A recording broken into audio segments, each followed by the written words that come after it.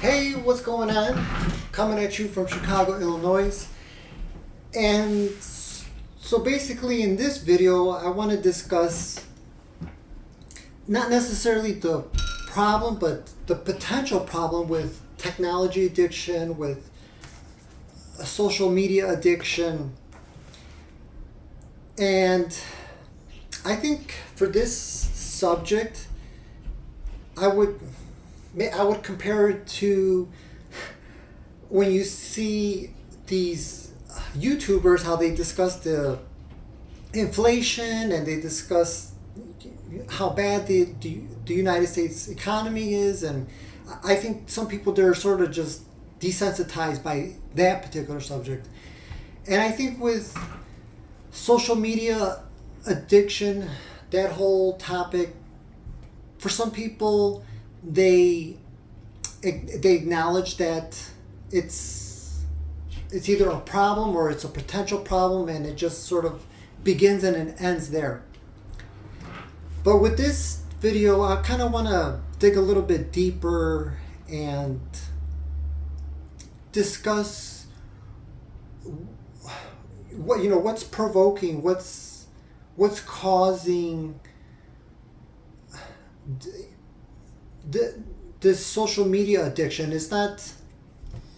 I think that we need to look beneath the surface and see what's really going on. And I think that if we do that, we come to the realization that it's not just a social media addiction. It's not just a technology addiction. These are evil, sinister forces that are driving people away from our Creator.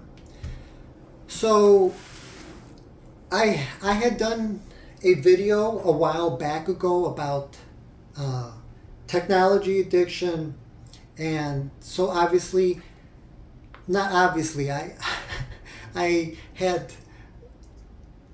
talked about an article alongside in that video. So I kind of want to return to that article.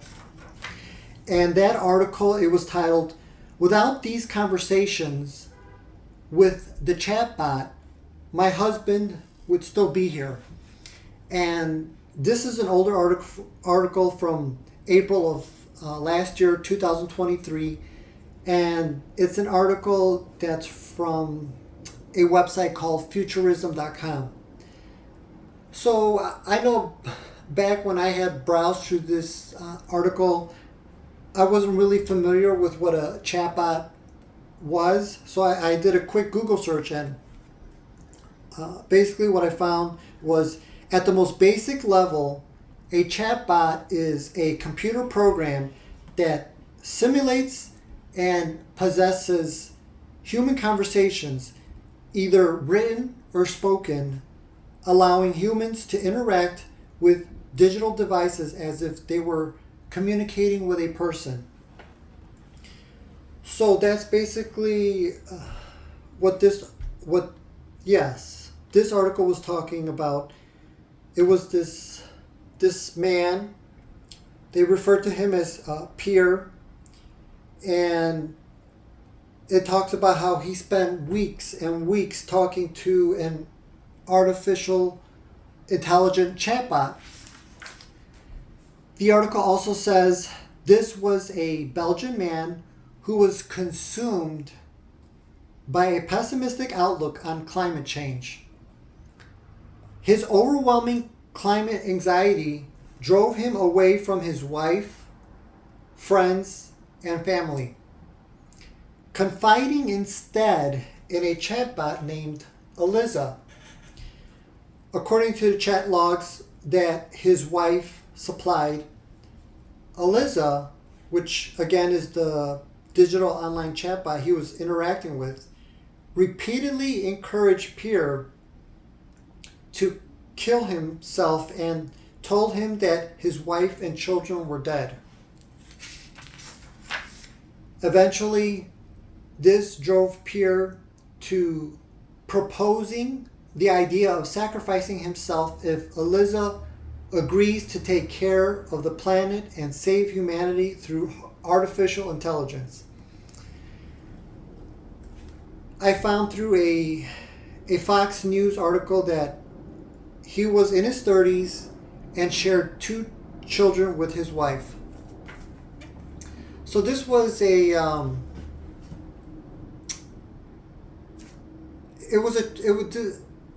was a tragic incident.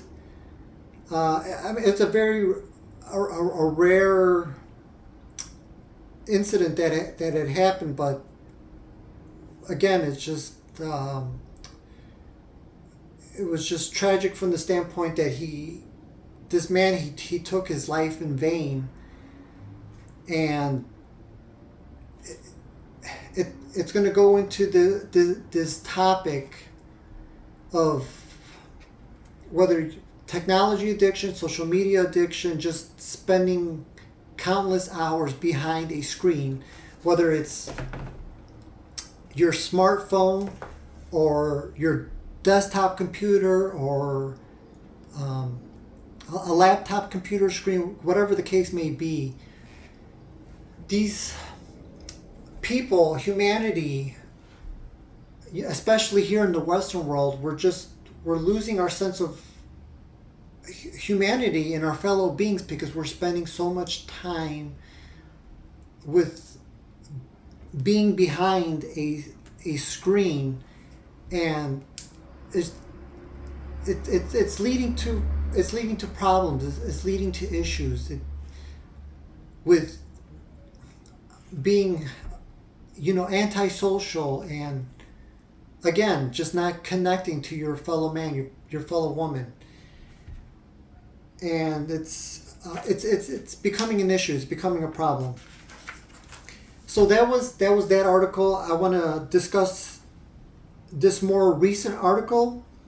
Title of this article is "If a Remote Amazon Tribe Got Addicted to Social Media in Just 9 Months, None of Us Stand a Chance." And this is from here in June 2024, and I found this article on NewYorkPost.com.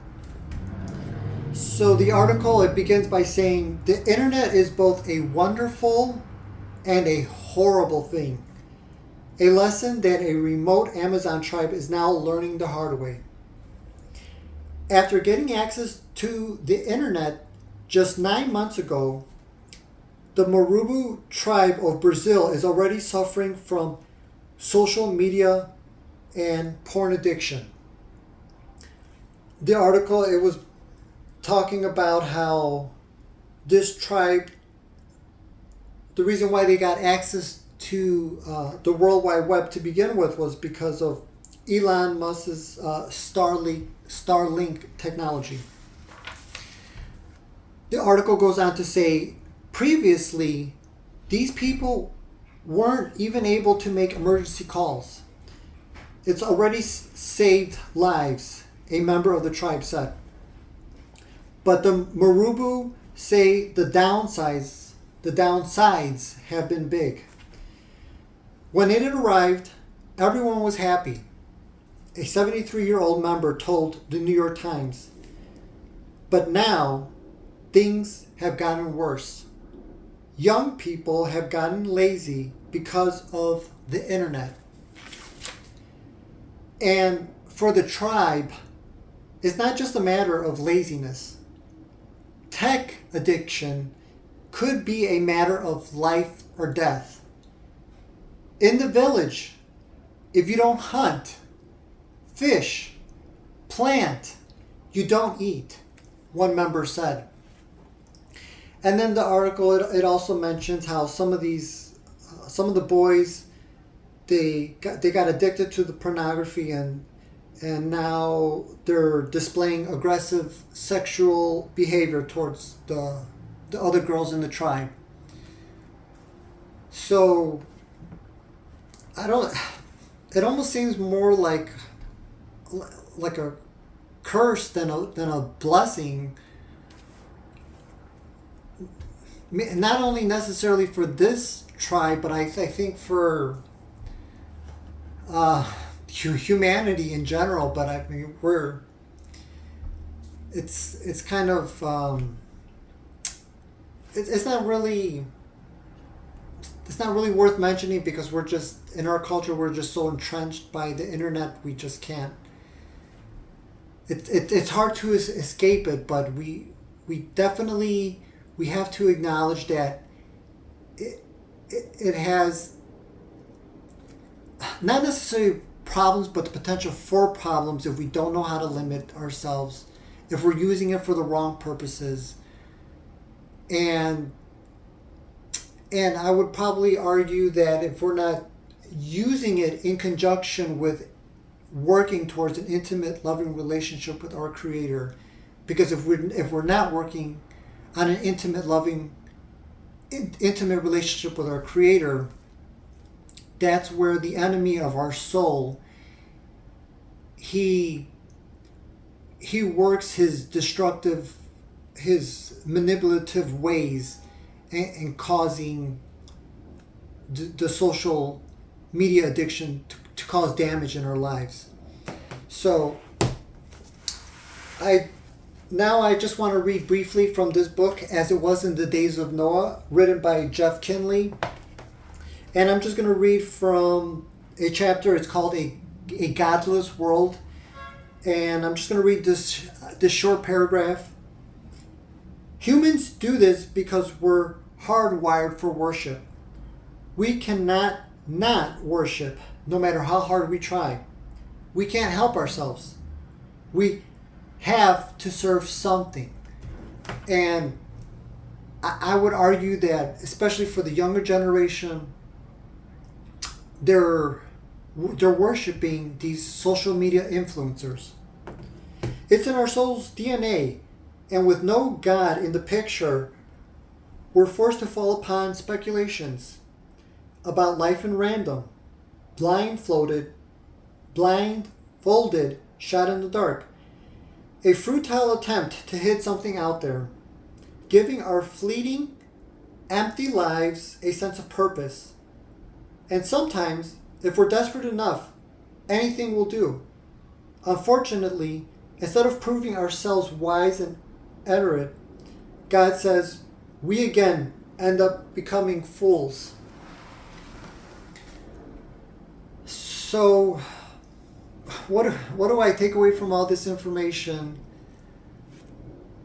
I think basically, like the book, like I had just finished reading from this book, a lot of people, they are trying to fill an empty void in their lives, and they're looking to social media. They're looking to social media influencers to help fill that void. And just as an example, if a young teenage guy, if he's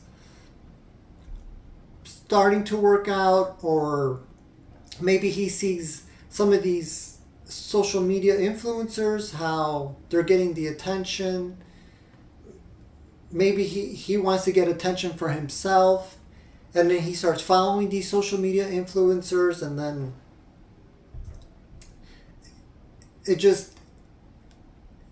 it's something it's never going to lead to fulfillment for them, because these social media influencers, they have